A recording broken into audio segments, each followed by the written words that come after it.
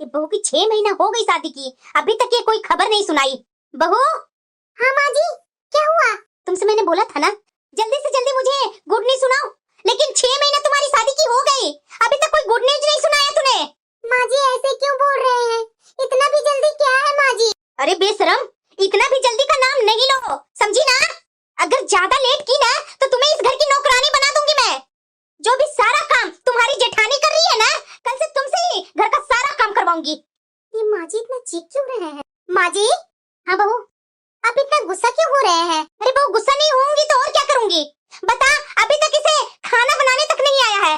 मैं इसे बराबर बोल रही हूँ कि बड़ी बहू के जैसा तू भी काम करना सीख ले, लेकिन ये सीखती कहाँ है? बोल दो दिन भर घर में बैठ करके रील पर रील देखते रहेगी, और इसका काम क्या है? इसका पति भी निकम्मा और ये भी निकम्मा ही निकली। बहू मुझे बहुत टेंशन हो रही है, जा बहू एक कप चाय बना कर ले आ मेरे लिए तू। ठीक है माँ जी। और हाँ, मैं जो बोली हूँ ना, जल्दी से जल्दी वो काम हो जाना चाहिए, नहीं तो तू समझ लेना। ये देखो महारानी, अभी तक ये सोई हुई है। बहू। हाँ माँ जी। ये तुम्हारा मायका नहीं है, ससुराल है, तो उठ जा थोड़ा सुबह सुबह। तुम्हारी जेठानी काम करती है तो इसका मतलब ये नहीं कि दिन रात तुम बेड रेस्ट पर रहो। माँ जी मेरी तबीयत ठीक नहीं लग रही है, सुबह से ही बहुत उल्टी हो रही है। क्या? हाँ माँ जी, नहीं तबीयत अच्छी लग रही है, इसलिए सुबह मैं उठी नहीं। सच बोल रही है बहू? चल चल हॉस्पिटल चल, मैं अभी तुम्हें दिखवा करके लाती हूँ। सच्ची में बहू, मैं दादी बनने वाली हूँ और तू माँ बनने वाली है। हाँ माँ जी। मुझे तो बहुत अजीब लग रहा है कि अभी तक मैं नहीं माँ बन पाई, जबकि मेरे में तो कोई कमी नहीं है, और ये छोटी तो आते के साथ ही माँ बन गई। बहू, बड़ी बहू सुना तुमने? तुम बड़ी माँ बनने वाली है। बहू देख, ये जिम्मेदारी तेरे ऊपर है। ये तो बेवकूफ है, इसे तो कुछ आता नहीं है, तुझे इसका पूरा ख्याल रखना पड़ेगा बहू। पूरा पौष्टिक खाना बनाकर इसे देना पड़ेगा बहू। घर के पूरे काम भी तुझे ही अकेले देखने पड़ेंगे बहू। ये भी छोटी बहू तो माँ बनने वाली है ना, इसे आराम भी तो पूरा देना होगा ना बहू। वैसे भी ये कौन सा काम करती थी, काम तो सारा नहीं कर रही थी, अब तो घर का दोगुना कामों का बोझ मेरे ऊपर पड़ गया है। एक तो घर का काम का जिम्मेदारी, और ऊपर से इनकी छोटी बहू की खातिरदारी। पर इन सब बातों से मुझे कोई टेंशन नहीं है, बस मुझे ये लग रहा है कि मैं कब माँ बनूंगी। बहू। हाँ माँ जी। अरे बहू, तुम्हारी देवरानी माँ बनने वाली है तो तुम्हें उसे स्पेशल ध्यान देना होगा बहू। पता है ना बहू, शुरू का 3 महीना बहुत ही नाजुक होता है, तो उस पर थोड़ा ध्यान देना, वो बहुत उछलते कूदते रहती है।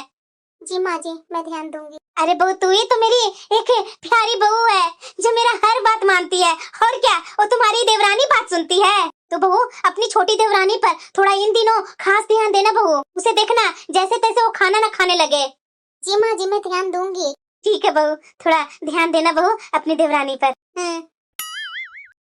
इतना दिन मेरा भी हो गया, माँ जी ने तो कभी भी मुझसे नहीं बोला कि बहू इतना दिन हो गया है तू भी जाकर के चेकअप करवा ले। मुझे तो समझ में नहीं आ रहा है कि माँ जी कैसी हैं, ये क्या माँ जी का दिमाग चल रहा है, क्या मांझ रहा है, मुझे कुछ समझ में नहीं आ रही है। बहू, बड़ी बहू। हाँ माँ जी। अरे बहू, छोटी बहू को ना हलवा खाने का बहुत इच्छा हो रही है, जाना उसके लिए हलवा बना देना। ठीक है माँ जी, आप चलिए मैं आ रही हूँ। बहू थोड़ा दूध डाल करके हलवा बनाना, तू जानती है ना कि ऐसी स्थिति में जितना हो सके उतना पौष्टिक खाना देना है छोटी बहू को। हाँ माँ जी, मैं समझ रही हूँ, आप टेंशन मत लीजिए, मैं अच्छा ही खाना बना कर दूंगी। अरे छोटी बहू। हाँ माँ जी।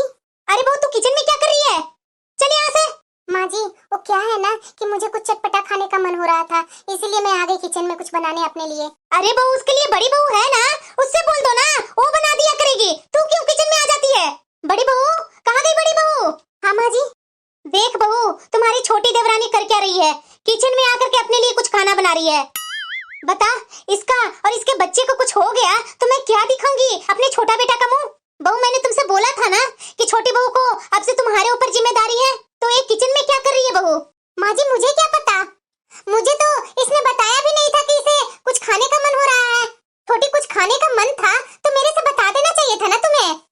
दीदी आप काम में बिजी थे, इसलिए मैंने सोचा कि अपने लिए कुछ नमकीन कुछ बना लेती हूँ चटपटा। अरे ऐसा भी क्या है दीदी, मैं थोड़ा सा ही तो अपने लिए बना रही थी, क्या हो जाएगा मैं अपने लिए कुछ बना लूंगी तो। अरे बहू, तुम्हें तो कुछ खाना बनाने आता ही नहीं है, तो तू कैसे आ गई किचन में खाना बनाने? माँ जी दीदी बनाते रहते हैं ना, तो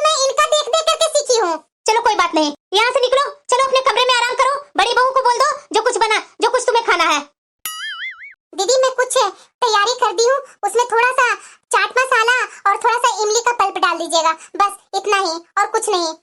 और मेरे कमरे में ले आइएगा दीदी। ठीक है छोटी, तुम जाओ अपने कमरे में, मैं बना कर ले आती हूँ। ये माँ जी का कैसा बिहेवियर है। अगर छोटी अपने लिए किचन में आ ही गई कुछ बनाने के लिए तो क्या चला जाता, क्या उसके साथ दुर्घटना हो जाता, या उसके बच्चे के साथ क्या हो जाता। माँ जी तो अपनी छोटी बहू को तो कुछ ज्यादा ही आराम दे रहे हैं। मुझे तो कुछ समझ में नहीं आ रहा है। मेरी बात तो मेरे पति सुनते ही नहीं है। मैं किसे समझाऊं, किसे बोलूं। मेरी शादी का 3 साल लगभग होने वाला है और माँ जी को जरा सा भी टेंशन है कि बड़ी बहू को क्या हुआ है, कोई अच्छा डॉक्टर के पास जाकर दिखवा लो बहू। लेकिन नहीं, सिर्फ छोटी बहू को ही इनके मन में चिंता लगी रहती है। अरे बहू क्या कर रही है? हाँ माँ जी बोलिए ना, कुछ काम था क्या? अरे बहू, हॉस्पिटल से भी फोन आया था। मेरा छोटा बेटा बोल रहा है ना कि वो पिता और मैं दादी बन गई हूँ और तू भी साथ में बड़ी माँ बन गई है। बहू मैं जा रही हूँ हॉस्पिटल, तू घर का बाकी का सारा काम देख लेना। और हाँ, छोटी बहू का रूम ना अच्छे से साफ कर देना। जी माँ जी, मैं कल ही छोटी बहू को लेकर के आने वाली हूँ क्योंकि बच्चा उसका नॉर्मल हुआ ना बहू। ठीक है माँ जी। माँ जी कितना खुशियाँ मना रहे हैं। आज तक मुझे नहीं बोला माँ जी ने कि जा डॉक्टर के पास दिखवा ला। अरे मेरा पोता आ गया, मेरा बारिश आ गया। देख बहू, खान पान का तू अच्छा से ध्यान देना क्योंकि जो तू खान पान खाएगी वही मेरा पोता पर इफेक्ट होगा। तो थोड़ा सोच समझ के खाना बहू। अरे तुझे क्या समझा रही हूँ, बड़ी बहू को समझा देती। बड़ी बहू। हाँ माँ जी। देख बहू, अब तुम्हारी छोटी देवरानी माँ बन गई है तो इसका खान पान पर फिर से तुम्हें ध्यान देना होगा बहू, क्योंकि अभी बच्चा छोटा है। अगर ये कुछ भी खाएगी तो बच्चा पर इफेक्ट पड़ेगा। अल्ले मेरा बेबी, बिल्कुल मेरा छोटा बेटा पर गया है। सीमा, मैं बहुत खुश हूँ। मैं बड़ा पापा बन गया हूँ। देखो तो जरा कैसा लग रहा है मुन्ना। इतनी खुश होने की जरूरत नहीं है। आपका ये अपना बच्चा नहीं है। दूसरे के बच्चों को देखकर इतना खुश होने की जरूरत नहीं है आपको। अपने बच्चे के बारे में सोचिए। क्यों? मेरे भाई का ही तो बच्चा है, दूसरे का कहाँ है बच्चा? आपका भाई का बच्चा है, आपका नहीं है। अपना बच्चा अपना ही होता है। क्यों, तुम्हें जलन हो रही है क्योंकि तुम्हारा अभी तक बच्चा नहीं हुआ है? कैसे इंसान है आप? क्या मेरा अकेले का बच्चा होगा? क्या आप नहीं चाहते कि आप पिता बने? हाँ मैं चाहता हूँ, पर क्या करूँ? अब मेरा बच्चा नहीं हुआ तो छोटे भाई का बच्चा को देखकर खुश नहीं हूँ। अब कोई कमी भी तो नहीं है। मुझे तो माँ जी पर ही शक जा रहा है। कुछ न कुछ गड़बड़ तो है। बड़ी बहू के कोई बच्चा नहीं हुआ, इस बात से तो मेरी माँ जी को कोई चिंता नहीं है। बड़ी बहू घर का सारा काम अकेली करती रहे, इस बात की उन्हें तो कोई चिंता नहीं होती। छोटी बहू दिन भर महारानी बन करके बैठी रहे और बड़ी बहू उसकी खातिरदारी में लगी रहती है। पर सास को तो कोई फर्क पड़ता ही नहीं है। छोटा बेटा निकम्मा है, भाई का जमी जमाई दुकान लेकर बैठ गया, लेकिन माँ को तो कोई फर्क पड़ता ही नहीं है। बल्कि एक बेटे के चली चलाई दुकान दूसरे बेटे को दिलवा दी और दूसरे बेटे को दोबारा से नई शुरुआत करवा दी। जरूर दाल में कुछ काला है। एक माँ का कलेजा नहीं कापा ऐसा करते हुए। अरे वो इतना भी जल्दी क्या था जरूरी अपने मायके जाना? माँ जी, मेरी माँ भी मुझे बहुत याद कर रही है। ज्यादा दिन के लिए नहीं माँ जी, 15 दिन के लिए जा रही हूँ। तो ठीक है बहू, ध्यान से जाना। और हाँ, 15 दिन में एक दिन भी अपना मायके नहीं रहना है, तुरंत आ जाना अपना ससुराल। बड़ी बहू। हाँ माँ जी। देख बहू, छोटी बहू अपना मायके जा रही है तो थोड़ा इसे पैकिंग करने में थोड़ा साथ दे दे। और हाँ बहू, दूसरा दिन मुझे भी निकलना है थोड़ी सहेली के घर, तो अकेले रह जाएगी ना बहू, थोड़ा ध्यान दे देना। एक दिन बाद मैं तुरंत आ जाऊंगी। ठीक है माँ जी, आप चिंता मत कीजिए, मैं संभाल लूंगी। मेरा सोना बेटा अपनी नानी के घर जा रहा है। चलो, एक दिन का समय मिला है, इसी समय में मैं माँ जी का कमरे के अच्छे से तलाशी लेती हूँ। ये क्या? इस अलमीरा में तो देवर जी का बचपन का फोटो है, साथ में ससुर जी के भी है फोटो, लेकिन इनका कोई फोटो क्यों नहीं है? कोई फोटो इनका दिख ही नहीं रहा है। बड़े बेटा का तो कोई भी निशानी इस अलमीरा में नहीं है। क्या ऐसा हो सकता है कि एक माँ बड़े बेटे का कोई निशानी नहीं रखेगी और छोटे बेटे का इतने सारे निशानी रखी है? ऐसे कैसे हो सकता है? अच्छा हुआ कि समय रहते हुए इस अलमारी का चाबी मैंने बना लिया था पहले, नहीं तो आज तो बहुत दिक्कत हो जाती। हैं? ये क्या है? एक गर्भ निरोधक गोली? ये माँ जी की अलमारी में इतने सारे गर्भ निरोधक गोली क्या कर रही है? ये गर्भ निरोधक गोलियां? नहीं नहीं नहीं नहीं, अभी तो जैसे है वैसे ही मैं रख कर अलमीरा लगा देती हूँ। भैया आपसे मुझे एक हेल्प चाहिए था, आप आ सकते हैं क्या? सुनिए ना भैया, आपको तो सीसीटीवी कैमरे का तो नॉलेज है ना? आप ना सीसीटीवी कैमरे मेरे घर में लगा देंगे क्या? अरे नहीं नहीं भैया, मैं वो सब बातें बाद में आपको बताऊंगी। अगर आप लगा देंगे तो बोलिए। तो ठीक है, आप जल्दी से जल्दी आज ही आकर के मेरे घर में 2-3 जगह सीसीटीवी कैमरा लगा दीजिए। और हाँ भैया, कैमरा आप ऐसे लगाइएगा ना कि किसी को कुछ दिखे ना। और हाँ भैया, उसका सारा रिकॉर्डिंग मेरे मोबाइल पर दिखनी चाहिए। अरे वो तुम्हारी सास आ गई है। आ गए माँ जी, सब ठीक है ना? नमस्ते माँ जी। खुश रहो बहू, खुश रहो। माँ जी, मैं अभी आपके लिए पानी लेकर आ रही हूँ। ठीक है बहू। तो ये बात थी, मेरा शक सही ही निकला। अब तो मुझे सतर्क और रहना पड़ेगा। ये बहू सुबह से दिख नहीं रही है, कहाँ गई है? माँ जी, अरे बहू कहाँ गई थी सुबह से? माँ जी अस्पताल गई थी। क्यों बहू, सब ठीक है ना? हाँ माँ जी, सब ठीक है, लेकिन आपके लिए एक खुशखबरी है। क्या खुशखबरी है बहू? माँ जी आप दादी बनने वाली हैं और मैं माँ बनने वाली हूँ। हैं? अरे ऐसे कैसे बहू, तुम माँ कैसे बन सकती है? क्यों माँ जी, मैं माँ क्यों नहीं बन सकती हूँ? क्या आप नहीं चाहते कि मैं माँ बनूं? नहीं नहीं बहू, तुमने इतना अचानक से इतनी बड़ी खुशखबरी दे दी ना कि मैं समझ ही नहीं पाई बहू, इसलिए मेरे मुंह से कुछ निकल गया। मैं तो बहुत खुश हूँ बहू, मैं तो इस दिन के लिए कब से इंतजार कर रही थी। बस बहू, तुम जल्दी से एक स्वस्थ बच्चे को जन्म दे दो, मुझे क्या चाहिए? हाँ माँ जी, बिल्कुल यही होगा। ठीक है बहू, जा तू अपने कमरे में जा, मैं तुम्हारे लिए चाय बना कर लेकर आती हूँ। जी माँ जी। ये कैसे हो गया? आखिरकार बहू माँ कैसे बन गई?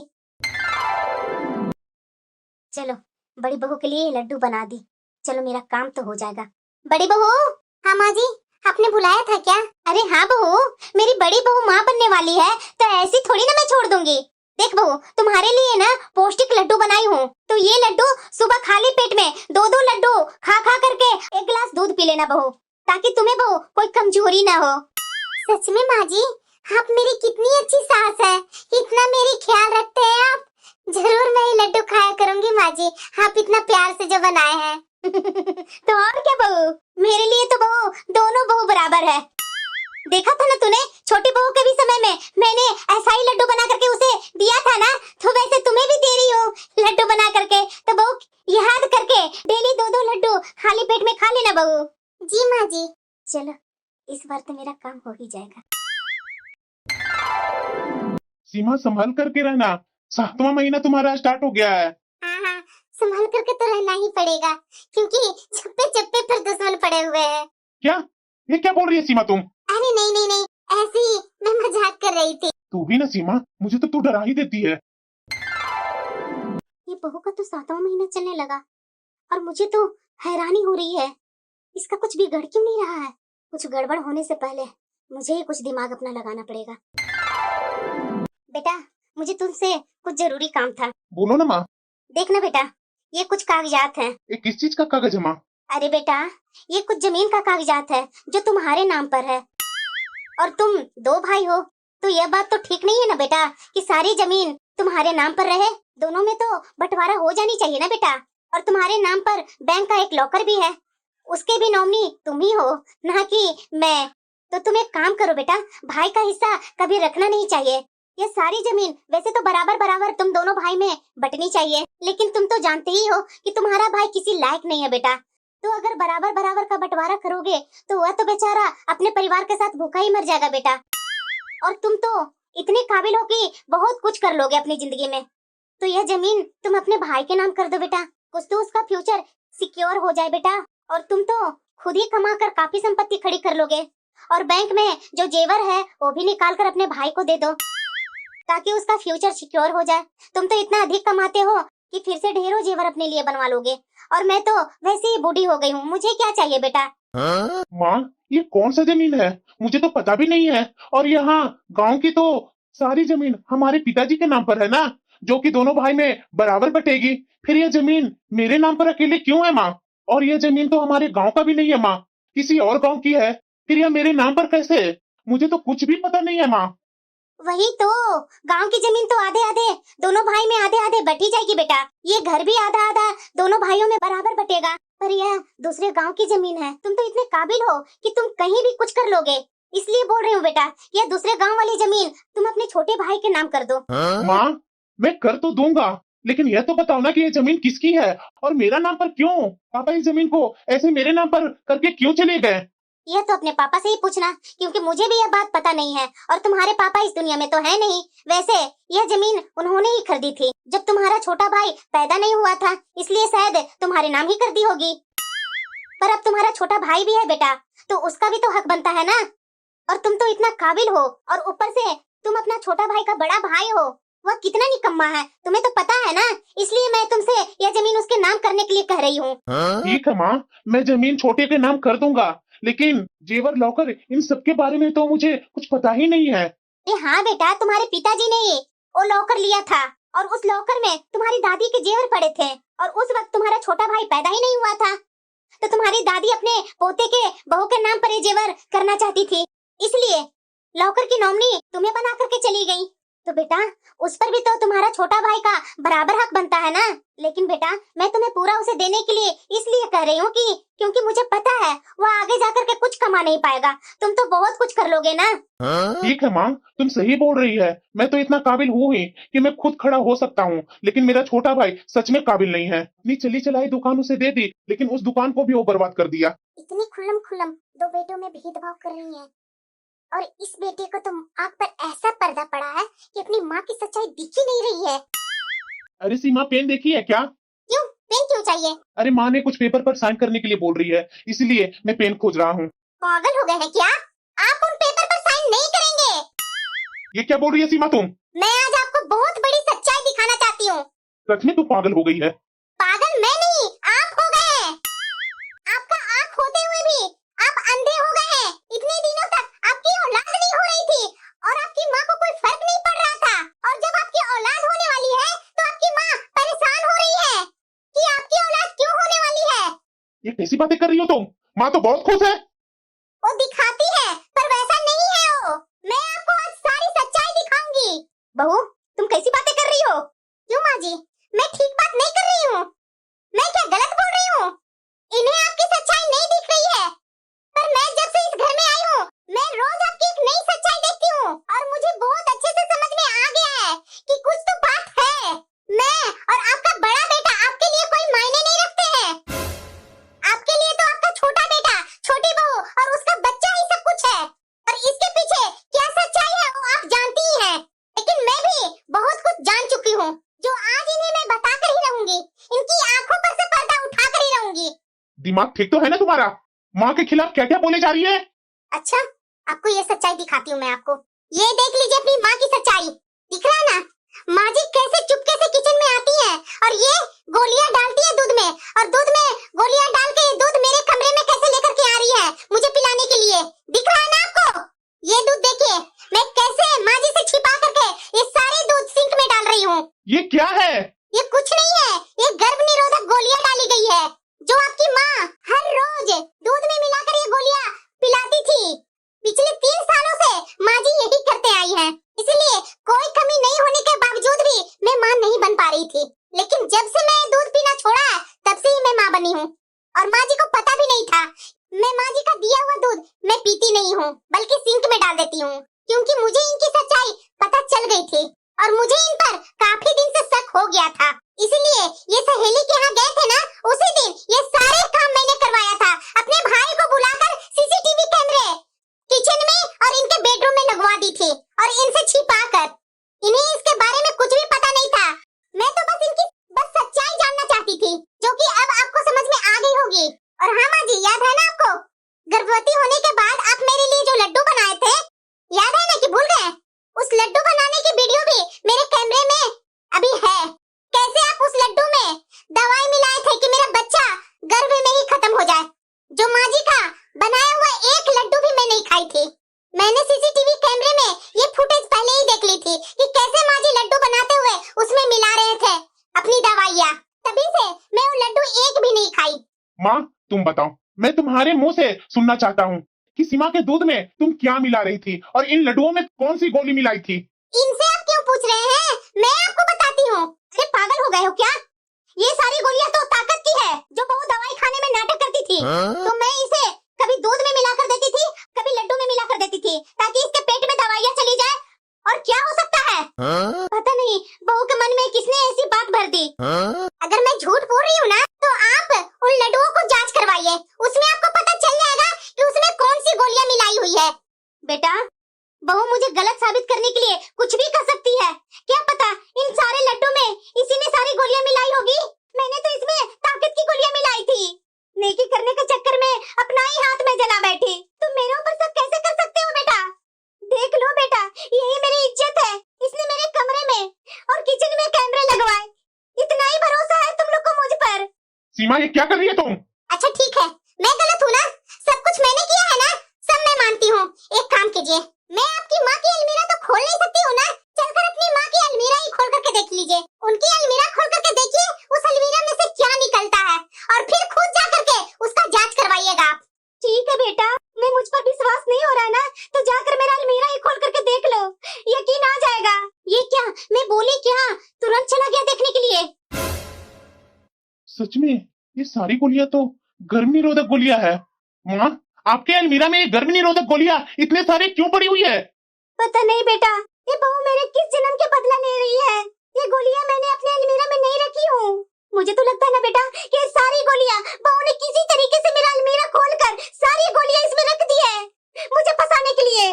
मुझ पर विश्वास करो बेटा, भला मैं अपने बेटे बहू की जिंदगी में ऐसा बुरा कर्म क्यों करूंगी? माँ जी, मुझे पता था कि आप ना किसी तरीके से बहाना बनाकर मुझे ही फंसाएंगे। ये क्या बोल रही है सीमा तुम? हाँ, आपको विश्वास नहीं है ना? आपको मैं अभी वहाँ का सीसीटीवी कैमरा का फुटेज दिखाती हूँ। जिस दुकान से माँ जी सारी गर्भ निरोधक गोलियां लेती थी ना, वहाँ का मैं फुटेज आपको दिखाती हूँ। ये देखिए, दिख रहा है ना आपको? हर महीने कैसे माँ जी गर्भ निरोधक गोलियां खरीद करके लेकर के आती थी। अब बताइए, अभी भी मैं गलत हूँ? माँ, क्यों, आखिर क्यों मेरे साथ तुम ऐसा करते गई? सुनना चाहते हो ना सच्चाई? हाँ माँ, सुनना चाहता हूँ सच्चाई। आखिरकार क्यों ऐसा कर रही थी तुम? क्योंकि तुम मेरा सगा बेटा नहीं हो, तुम मेरा सौतेला बेटा हो। तुम्हारी माँ तुम्हें जन्म देने के बाद लगातार बीमार रहती थी। करीब 1 साल बाद इस दुनिया को छोड़कर चली गई, और मैं तुम्हारे पिता की दूसरी पत्नी हूँ। तुम्हारे पिताजी के पास कुछ खास संपत्ति नहीं थी, अपनी थोड़ी सी जमीन और एक घर ही था। तुम्हारी माँ अपने पिता की इकलौती संतान थी। तुम्हारे नाना ने अपनी सारी संपत्ति तुम्हारी माँ के नाम कर दी थी, क्योंकि उनका कोई बेटा नहीं था, सिर्फ एक ही बेटी थी। तुम्हारी माँ, तुम्हारे नाना जी अपनी सारी संपत्ति, सारी जमीन और तुम्हारी नानी के सारे जेवर, जो कि तुम्हारी माँ के लॉकर में रखे हुए हैं, जिसकी नॉमिनी तुम हो, जिस जमीन का कागज मैं तुम्हें उस दिन दिखा रही थी, वह तुम्हारी माँ की जमीन है, जो तुम्हारे नाना ने उन्हें दिया था। और वह बैंक का लॉकर भी तुम्हारी माँ का लॉकर है, और उनमें पड़े जेवर तुम्हारी माँ और नानी के जेवर है, जो शादी में तुम्हारे नाना जी ने तुम्हारी माँ को दिए थे। लेकिन तुम्हारी माँ ने तुम्हें जन्म देने के बाद से बीमार रहने लगी थी, और उन्हें पता चल गया था कि वह बचने वाली नहीं है, और उन्हें तुम्हारी चिंता थी। इसलिए उन्होंने अपनी मृत्यु से पहले अपने नाम की सारी जमीन तुम्हारे नाम कर दी थी। अपने बैंक के लॉकर की नॉमिनी भी तुम्हें ही बना दिया था। तुम्हारे पिता के नाम भी उन्होंने कुछ नहीं किया था, क्योंकि उन्हें तुम्हारी चिंता थी, और उन्हें पता था कि उनके जाने के बाद छोटा बच्चा होने के कारण तुम्हारे पिता जरूर दूसरी शादी कर लेंगे, और फिर तुम्हारा क्या होगा, यही सोचकर उन्होंने एक कदम उठाया था। अब मुझे ये सारी संपत्ति अपने बेटे के लिए चाहिए था, क्योंकि ये कोई छोटी सी संपत्ति नहीं है, बहुत ज्यादा संपत्ति है, और वो तुम्हारे नाम पर थी। इसलिए वो संपत्ति मैं अपने बेटे को तुमसे प्यार से मनुहार करके वो सारा संपत्ति अपने बेटे को दिलवाना चाहती थी। इसलिए तुम्हें इतना प्यार से पोसा पाला और तुम्हें अपना भक्त बनाकर रखा, क्योंकि मेरे गलत कर्म तुम्हें कभी दिखाई न पड़े, और जब भी मैं तुमसे कोई भी कुर्बानी मांगू तो तुम हंसते हंसते दे दो। तुम्हारी शादी होने के बाद मैं कभी नहीं चाहती थी कि तुम्हारा कोई बच्चा हो, और सारी संपत्ति में से कोई भी संपत्ति बटे नहीं। इसलिए बहू को दूध में रोज गर्भ निरोधक गोलियां मिलाकर पिलाया करती थी, ताकि तुम्हारी पत्नी कभी गर्भवती न हो। लेकिन फिर भी पता नहीं ये कैसे माँ बन गई। इसीलिए माँ जी, क्योंकि मुझे ये बात पहले ही पता चल चुकी थी, क्योंकि मैं आपके ऊपर इनकी तरह अंधविश्वास नहीं कर पाई। मुझे आपके ऊपर हमेशा शक होता था, क्योंकि आप तो ज्यादा ही प्यार दिखाने वाली सास थी, जो कि संभव नहीं है। और जब मुझे शक हुआ, तभी मैं आपके कमरे में कैमरे लगवा दिए और देख लिया था कि आप कैसे दूध में गोलियां मिला रही थी, और उसके बाद लड्डुओं में कैसे गोलियां मिला रही थी। तभी मैं आपका एक भी लड्डू नहीं खाई। माँ जी, मुझे तो शक उसी दिन हो गया था जिस दिन आपकी छोटी बहू, शादी के 3 महीने हुए ही थे, और आप उसे कैसे बच्चे के लिए ताना दे रहे थे।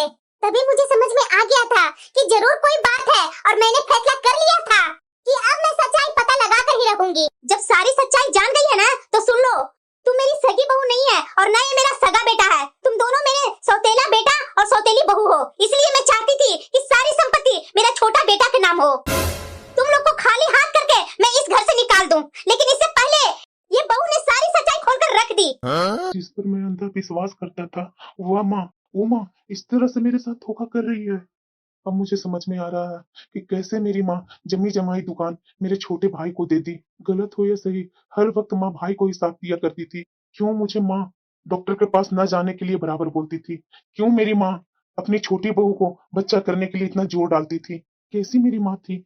मुझे तो यकीन ही नहीं हो रहा है कि एक माँ जिसे अपनी सगी माँ ही मैं समझता था और आज तक वो सगी नहीं थी। क्या मेरा कसूर था जो माँ ने इतनी प्यार से अपना सौतेलापन निभाया कि मुझे भनक तक नहीं लगी आज तक। आप परेशान मत होइए, मैं आपके साथ हूँ। माँ, आपको थोड़ी सी भी शर्म नहीं आई इतना सब कुछ करते हुए हमारे साथ? नहीं, बिल्कुल भी नहीं, क्योंकि तुम मेरे अपने नहीं हो। मैंने तुम्हें कभी अपना माना ही नहीं और आज भी नहीं मानती हूँ। और हाँ, सीमा का गर्भपात हो जाता ना, वो चला के नहीं दिखाती ना, तो जैसा चल रहा था वैसा ही चलते रहता। मैं प्यार प्यार से सारी संपत्ति अपने बेटे के नाम करवा लेती। तुम दोनों को कोई भी औलाद नहीं होने देती और तुम्हें कभी भी ये सच्चाई पता नहीं चलती। तुम मेरे श्रवण कुमार बनकर जिंदगी भर मेरे साथ रहते और मेरी सेवा करते, लेकिन अब सच्चाई का पता चल चुकी है और तुम्हारी औलाद भी अब इस धरती पर आ ही जाएगी। तो मैं क्या ही कर सकती हूँ? मैंने तो अपनी तरफ से पूरी कोशिश की थी कि तुम्हारी कोई औलाद ही ना हो। Hello, police station. तुम फोन क्यों लगा रहे हो पुलिस के पास? हाँ, मैं आपको एड्रेस भेज रहा हूँ। उस एड्रेस पर जल्द से जल्द आप आ जाइए। आपकी असली जगह पहुँचाने के लिए फोन किया हूँ। मेरा बेटा है, इसलिए तुम ऐसा नहीं कर सकते हो। मैं आपका बेटा नहीं था, सौतेला बेटा हूँ और सौतेला बेटा कुछ भी कर सकता है। जैसे एक सौतेली माँ कुछ भी कर सकती है ना, वैसे ही सौतेला बेटा भी कुछ भी कर सकता है। और हाँ, मैं आपसे सारे संबंध तोड़ता हूँ। इस घर को मैं बेचकर दूसरे घर में रहूंगा, लेकिन इस घर में तो मैं अपने सौतेले भाई के साथ बिल्कुल भी नहीं रहूंगा। और जो पिताजी का जमीन था उसमें मैं आधा बराबर का हिस्सा कर देता हूँ। उसमें मैं कोई छल कपट नहीं करूंगा आपके जैसा। हाँ, ले जाइए इंस्पेक्टर। मैंने ही कॉल किया था आपको, बाकी का रिपोर्ट मैं थाने में आकर लिखवाता हूँ। चलिए माता जी। बेटा, तू ऐसा नहीं कर सकता मेरे साथ। जरूर कर सकता हूँ। इंस्पेक्टर, इसे ले जाइए प्लीज, मेरी नजरों से दूर।